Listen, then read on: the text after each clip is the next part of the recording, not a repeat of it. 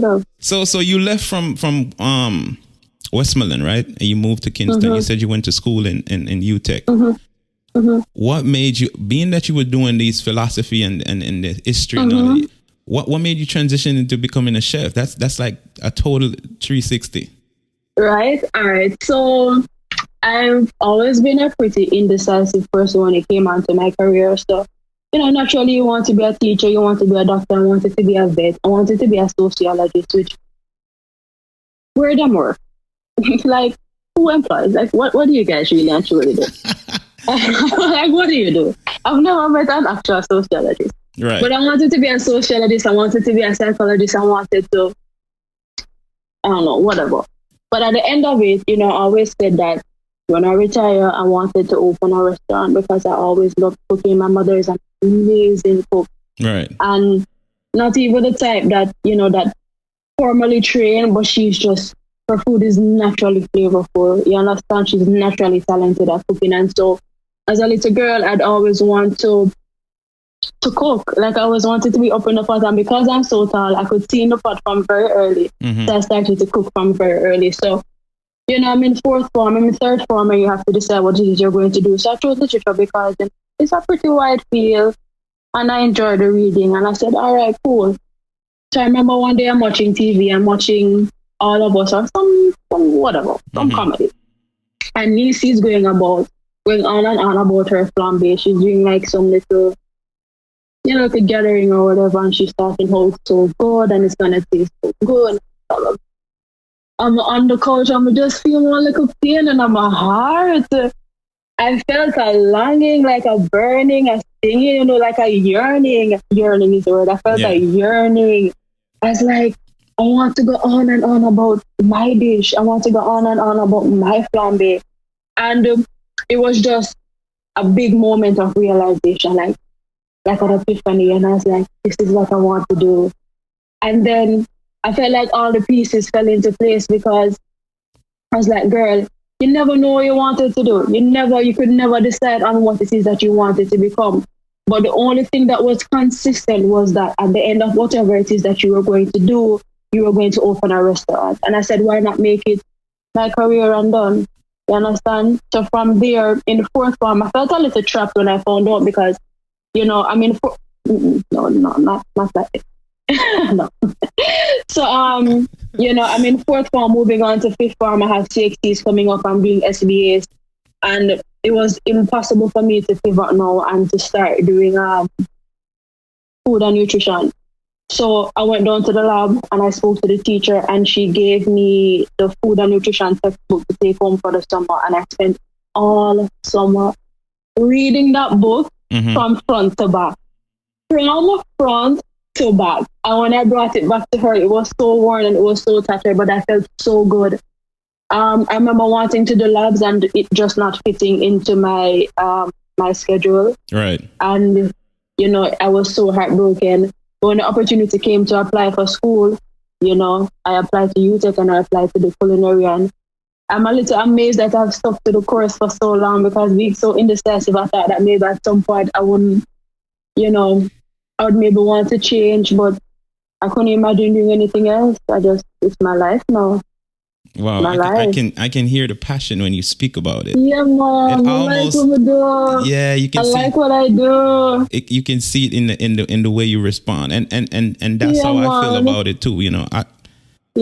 I can't see myself. I've never done another job, and it's been about 15 years I've been doing this. Mm-hmm. I do pastry. But oh, hats off to you. I know, right? But I can't see myself do anything. I didn't actually start out. I tell this story all the time, but I didn't start out wanting to be a chef. I know. Mm-hmm. And I was doing food preparation in high school, and I was just doing it because I didn't know what I wanted to do. Just like everybody, I think everybody else around that time of their life, and that was the only vocational training that was available. I wanted to do like woodwork and other one, mechanic, because that's what I wanted to become, a mechanical engineer. And when I went in the kitchen the first time, I was like, okay, maybe I could do this, and like I said, all that situation, I wasn't feeling it. And then as soon as I left high school, my grandmother got me into art, and that changed my life, and I never looked back. You know what I mean? So I can feel the passion. I can feel how determined you are, how much you love what you're doing, and that's what's gonna make you. You know what I mean? There's some people in this world that are working at jobs, they have careers, and they don't love it. You know, they're miserable. Even my worst day in the kitchen is not nothing to me. You know what I mean? Because I can actually touch a flour or sugar, and you know, those things make me feel calm. Whenever I go in the kitchen, I can smell the cinnamon. It's like, wow, what can I create today? You know what I mean? Yeah. Definitely. So after you left, love how you say that the kitchen makes you feel calm, because I find that when I'm over a pot cooking, I feel like it's the most settled my mind is, you know. I'm either thinking of two things, I'm working out, you know, my personal problems, or I am just so focused on what it is that I'm doing. Like in my mind, if I'm looking about something, my mind is 10 steps ahead in terms of what it is that I want, what type of flavor I'm going for, what next I'm going to do, what I'm going to pair with it. It's crazy. I'm always a little amazed at just how centered I feel when I'm cooking, you know. It's amazing. It's one of the most, I think, I try to tell people, like now, sometimes I it's hard for me when I go out, like I was telling you earlier, to go out and eat, because I've been doing it so long. And I know what I want. I know what I like. It's not just like anybody, you know. I know everybody know what they like and whatnot. But even when I go to my family house, I'm always cooking. When I'm going out, I always got a igloo with a cooler or igloo or however they call it, with meat or whatever. I'm always traveling with food. I'm always cooking it. If I come to your house, chances are I'm going to volunteer to cook. I can't help myself. You know what I mean? And I'm gonna organize your kitchen. I'm going to put all the spices in one. That's just how I am, you know? And sometimes it get annoying because you can tell that people will be like, what the hell is wrong with you? What are you doing? Yeah, what's going on? If you go to like a family member's house, they'll be like, okay, so we're going to go out and eat. I'm like, let's just cook. Let's light the grill and let's put I love going out to eat. Oh, I love going out to eat. I do. Wow. I find that people are intimidated when they find out I'm a chef. Even my friends, like I go to their house and they're cooking and I say, oh, I'm hungry, what would I want? Right. And they'll be like, oh, like don't pay the food or whatever, but I'm just so appreciative of the fact that you're feeding me. I'm always so appreciative. I think people expect chefs to be critical of food when they go out. Right. And I try not to be like, if I go to a restaurant and there's something wrong with the food, I'll just send it back. I'm not here to tear into anybody. I'm not here to cause any problems. I'm not here to declare that I'm a chef and therefore I'm better than you and what you're doing or whatever.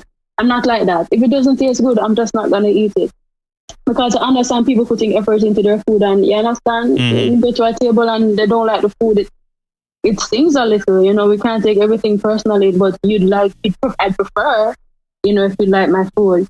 Right. But going out to eat, I love the experience. I like to see, where the industry is at, what other persons are out there doing, and the different ideas. I like when I go to a restaurant and there's something a little unusual on it, I'm more willing to try that.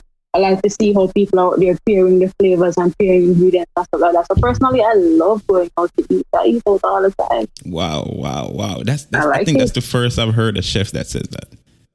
I don't know. I like it. Yeah, I like it. I like it. I like that side of the experience. Like whenever I travel, that's one of the main things I look for. I like to go to. Like let's say I go to Mexico. I don't want to stay in the hotel and eat the hotel food. I want to go outside and eat what I want the street food. Right. Because then you get the authentic flavor.